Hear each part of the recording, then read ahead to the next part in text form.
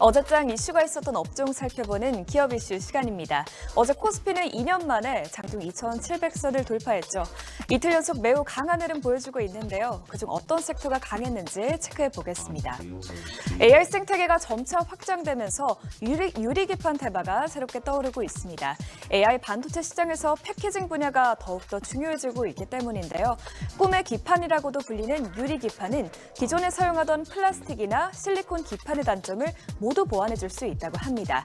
기업들에서 점차 유리기판 기술 개발에 주목하고 있는데 이제는 삼성그룹도 함께 힘을 합쳐 유리기판 상용화에 총력을 기울일 것으로 보입니다. 12일 업계에 따르면 삼성전기는 삼성전자와 삼성디스플레이 등 주요 전자계열사들과 유리기판 공동 R&D에 착수했다고 밝혔죠. 이전에 삼성전기는 이미 2월 CES에서 2026년에 유리기판을 본격 양산하겠다는 목표를 제시했었는데 목표대로 양산에 성공한다면 2030년까지 양산하겠다고 발표한 인텔보다 더 빨리 상용화에 성공하게 됩니다. 이런 소식들에 어제 유리기판 관련주들의 흐름이 좋았는데요. 앞으로 이 테마도 같이 시세 체크하시면 좋을 것 같습니다. 국내 유리기판 개발에 뛰어든 앱솔릭스의 협력사로 거론되는 HB테크놀로지와 또 피롭틱스는 각각 13.99%, 11.46% 올랐고요. 또 ICD와 YC캠은 각각 4%대 상승했습니다. 미용기기 분야에도 호재성 소식들이 많이 나오고 있습니다. 일단 글로벌 미용 의료기기 시장에서 한국산 제품에 대한 인기가 커지자 미용 의료기기 기업들이 줄줄이 역대 최고 실적을 내고 있습니다. 대표적인 미용 의료기기 기업 클래시스, 제이시스 메디칼, 그리고 비올까지 지난해 매출액과 영업이익 모두 최고 기록을 경신했다고 하는데요. 특히 클래시스의 경우 전년 대비 매출액이 37% 증가했다고 합니다. 지난해뿐만 아니라 올해 전망도 좋을 것으로 예상되는데 증권가에서는 앞서 출시한 기업들 모두 최고 실적 경신 행진을 이어갈 것이라고 전망했습니다. 아울러 어제 비올에서 나온 이슈도 비올 실적에 긍정적으로 작용할 것으로 보입니다. 비올은 마이크로 니들 고주파 특허 침해 소송에서 1차 합의에 도달해 합의금을 받았고 또 추가적인 미국 국제무역위원회 소송이 진행될 경우 로열티 수익금이 대폭 늘어날 것으로 기대되고 있습니다. 이런 이슈 속에 어제 미용기기 관련주들이 강세 흐름 보였죠. 최근 코스피에 상장한 APR은 13%대 급등했고 또 개별 이슈까지 나온 비올은 12%대 뛰었습니다.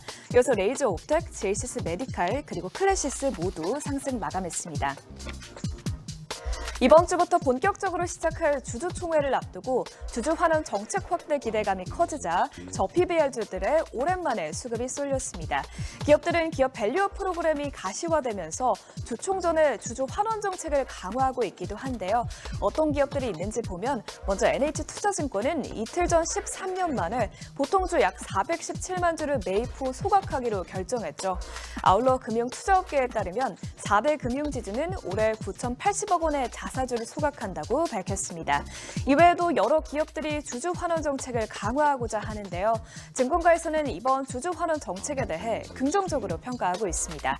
신한투자증권은 이번 주주총회 시즌에서 역대급으로 주주 환원 논의가 활발할 것이라고 밝혔고 또 하이투자증권도 주주 환원 확대가 일시적인 이슈가 아닌 장기적인 추세로 굳어질 수 있다고 전했습니다. 이런 기대감에 어제 은행주와 지주사 모두 상승폭이 컸습니다. 제주은행은 어제 23.8% 뛰었고 또 KB금융도 5.87% 오르면서 어제에 이어 52주 최고가를 또 한 번 경신했습니다. 이어서 신한지주와 우리금융지주, 하나금융지주 등 4대 금융지주 모두 상승 마감했습니다. 최근 몇 달 새 우크라이나 종전 가능성이 나오고 있는 가운데 어제 푸틴 러시아 대통령은 러시아 대선을 이틀 앞두고 우크라이나와 전쟁 종전 협상을 할 준비가 돼 있다고 밝혔습니다. 그는 협상은 일시 휴전이 아닌 러시아 안보 보장에 대한 진지한 대화여야 한다면서 평화적인 수단으로 해결하길 원한다고 강조했는데요. 그러면서 우크라이나 재건 관련주들이 오랜만에 급등했습니다.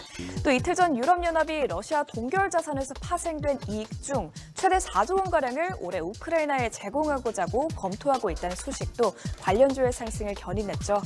EU에서는 이 자금을 우크라이나 전후 재건에 쓰자는 입장인데요. 이번에 EU가 우크라이나 지원안을 승인한다면 7월에 처음으로 자금이 지급될 것으로 예상된다고 합니다. 그러면 관련주 상승률 체크해 보겠습니다. 우크라이나 재건 공장 설립과 관련해 현지 업체와 양해각서를 체결한 적이 있는 SY는 15% 가까이 올랐고, 또 우크라이나와 직접적으로 재건을 논의한 국보는 10%대 10% 가까이 상승했습니다.